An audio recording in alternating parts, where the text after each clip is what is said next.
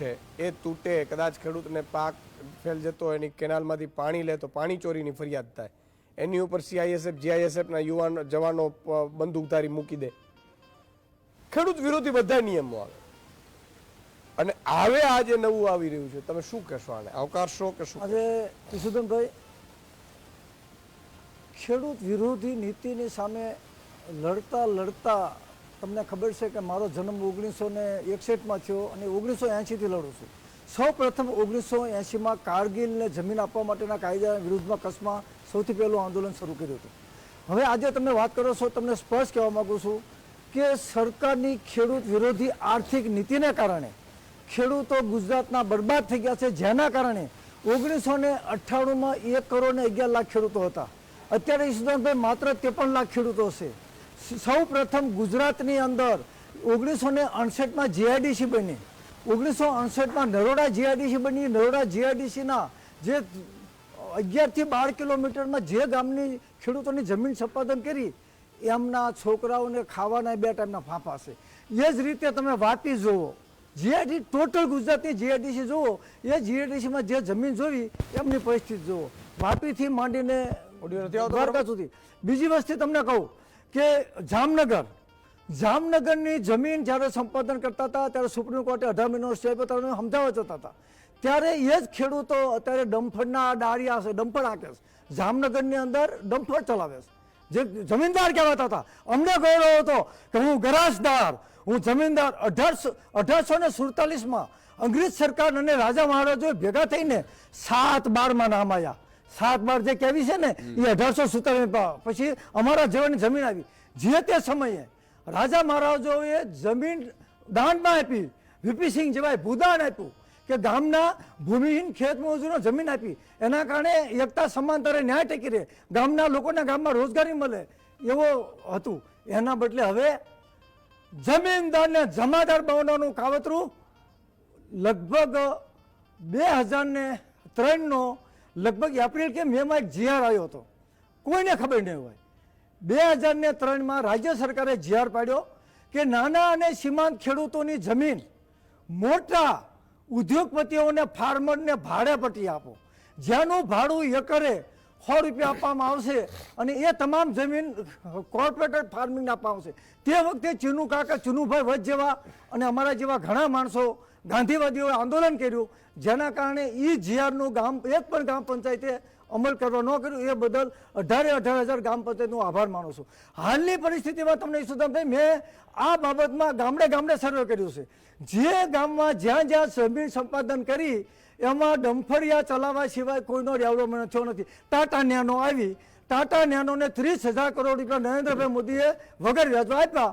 એ ટાટા નેનોના 7 ગામના કયા ગામનો જે એને કાયમી નોકરી મળી, કયા ગામનો આગળ રૂપિયાવાળો થયો, જે ગાંધીનગર સરખેજ હાઈવે જે રિંગ રોડની અંદર 9,000 રૂપિયાથી માંડીને અત્યારે 9 કરોડ રૂપિયા સુધીના એકરના ભાવ થઈ ગયા. જે રિંગ રોડની જમીનો ઉદ્યોગપતિઓ કે બિલ્ડરો કે મોટા મોટા રાજકારણીઓ લઈ લીધી, એમના છોકરાઓ અત્યારે રિક્ષા ચલાવે છે. ટૂંક સમયમાં જ્યારે ટાટા નેનો આવી ત્યારે બોર ગામના રબારીનો મને ફોન આવ્યો કે બાપુ મને 56 લાખ રૂપિયા આવ્યા છે, એ 56 લાખ રૂપિયામાં મારે કરવું શું? બોપલમાં મકાન નથી મળતું, મારી 4 ભેંસોને મારે ચારવી ક્યાં? અને 9 છૂટકે અત્યારે સરખેજ ગાંધીનગર હાઈવે ઉપર 20 રૂપિયામાં ચલો ગોતા કરે છે. તો મારું કહેવાનું એવું છે કે સરકારને અને શ્રી રવિજીને હું વિનંતી કરું છું કે આ કાયદો રદ કરે. સાચા અર્થમાં ટોટલ બજેટના 50% બજેટની રકમ તમે ઉદ્યોગપતિ પાછળ ટોટલ બજેટના 70% રકમ ફાળવી દો છો. 9,000 કરોડ રૂપિયા આયુષ્યમાન કાર્ડના આ ચોરના દીકરાઓ ખાઈ જાય, લોકોના મોત ઉપજે, તો એ પૈસા તમે ખેડૂતોને આપો ને.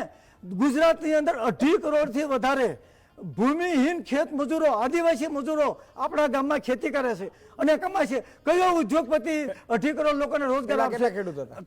હવે મહુવાની વાત કરું, મહુવા નિરમા પ્લાન્ટની અંદર કૂતરો હોત અમારી આંદોલનમાં આવ્યો હતો, એ જ નિરમા પ્લાન્ટને ફરીથી મંજૂરી આપી દીધી. એટલે કહેવાનો મતલબ કે સરકારે સંવેદના થવી જોઈએ.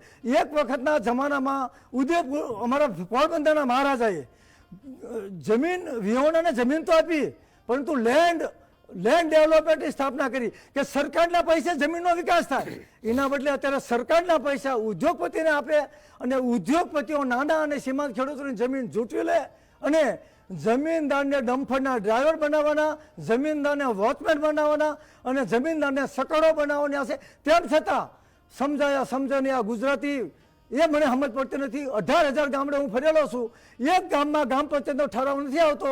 આજની તારીખમાં તમને કહું, આજે રાજ્ય સરકારે નવું પેલું પાડ્યું, ફાર્મર્સ રજીસ્ટ્રેશન.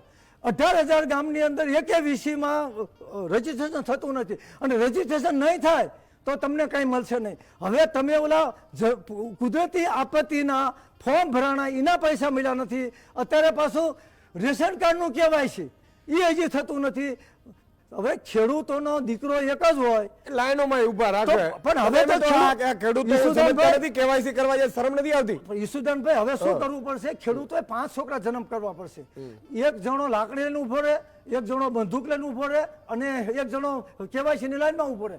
નકર એકલો ખેડૂત હાથી હાંકવા જાય, રાસાયણિક ખાતર લેવા જાય, ઘઉં લેવા જાય, વાવણી કરે, ટ્રેક્ટર હાંકે કે દાડી કરે. એટલે ટૂંકમાં મારી તમને વિનંતી એવી છે કે સરકારે આ બાબતે વિચારવું જોઈએ કે ખેતી પ્રધાન દેશની અંદર, હવે બીજું તમને ચોખ્ખું કહું, રામચરિત્ર માણસમાં લખ્યું છે કે માનું ધાવણ પોષણ માટે પીવાય, એને પ્યાલા ભરીને વેચવા ન જવાય. આ ધરતી આપણી માતા છે અને આપણી આ માતાને વેચાય નહીં. અને ધરતી માનું પોષણ કરવા માટે રાજ્ય સરકારની જવાબદારી છે. સૌ પ્રથમ ધરતી માના પોષણ માટે ભાખરા નાગર યોજના બની હતી અને એ ભાખરા નાગર યોજના કારણે પંજાબના ખેડૂતો અત્યારે આપણે નર્મદા યોજના શા માટે લાવ્યા હતા કે ગુજરાતના તમામ ખેડૂતોના ખેતરમાં સરકારી ખર્ચે પાણી મળે. નર્મદા યોજનાની અંદર 90,000 કરોડનું કૌભાંડ કર્યું, ક્યાંય પણ સરકારી ખર્ચે પાણી આવતું નથી. અને હવે પાછા તમે એ જમીન ઉદ્યોગપતિને આપવા જાવ છો, લાજો લોજો, તમને શરમ આવે? ઓકે. આ ધરતીમાં તમને છોડશે નહીં. ઓકે રાજેશભાઈ, આ આખા